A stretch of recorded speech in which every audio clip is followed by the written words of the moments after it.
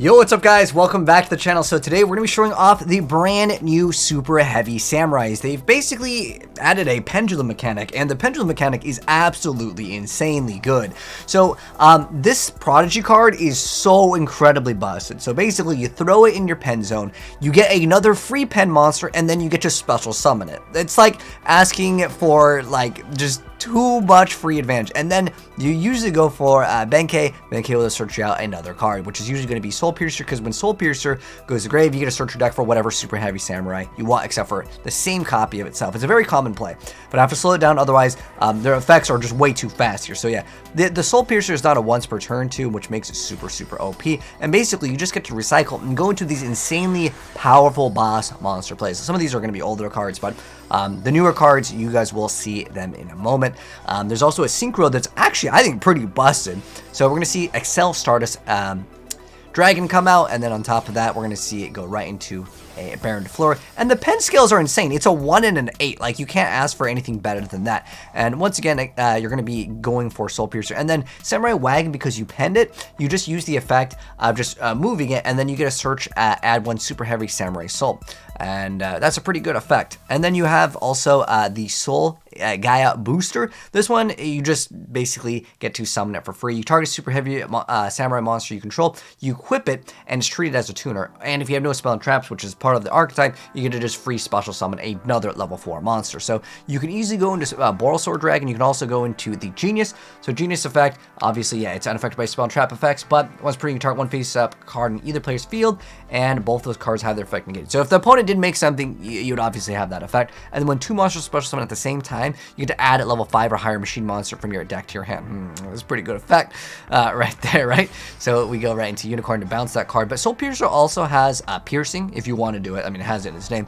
And then this card is just like, you equip it, free special summon level 4, just because it could be treated as a tuner. Savage Dragon to activate the effect, you go for Genius. And then you've got, of course, Therion coming out. And then we have the Access Code Talker. And then that's just going to be game just literally off of those two cards. But there's one other card that I do want to go over.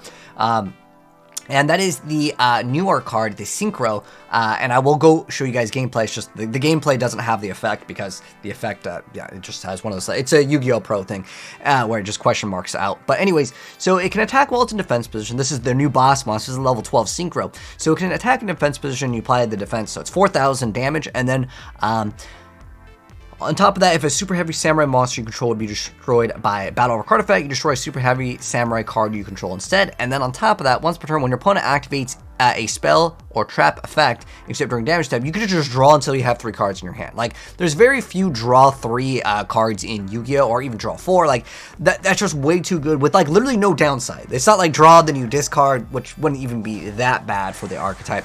But it's going to be basically the same bread and butter play. You go ahead and go for the pen, and that pen card is just way too good at the end of the day. You just literally throw it down, you get the extra pen scale. Like I said, this one has the question marks, but you guys have already seen this, and this one can go ahead and actually discard to bring out another monster, which is Scales.